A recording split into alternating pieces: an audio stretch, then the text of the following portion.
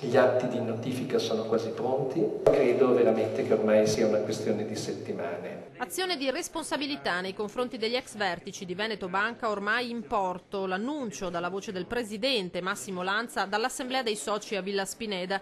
In 114 in platea, a maggioranza, l'approvazione del bilancio 2016 e del passivo di 1 miliardo e 502 milioni di euro. Pronto a giorni il regolamento per la ripartizione del fondo di 30 milioni riservato ai casi più critici tra i risparmiatori danneggiati. Abbiamo pronto ormai una questione di giorni il regolamento per il fondo disagiati di 30 milioni e sarà un fondo che noi gestiremo, poi faremo una presentazione ufficiale, ma gestiremo con estrema attenzione proprio per i casi singoli e individuali di grande disagio. Numeri altamente negativi quelli del bilancio, dice l'AD Cristiano Carrus. La situazione resta incerta, persi 4 miliardi e 300 milioni di raccolta diretta, vale a dire conti correnti, ma i clienti che se ne sono andati sono solo il 5%. Un altro segno di speranza, aggiunge Carrus, viene dall'offerta di transazione. Chi l'ha sottoscritta, 55.000 azionisti per 140 milioni,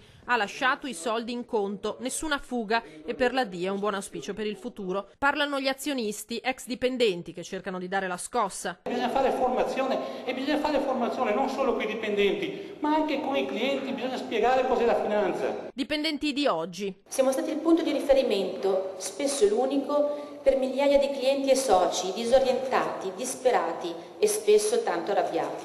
Ma diciamocelo chiaramente, lo abbiamo procurato noi dipendenti questo disastro?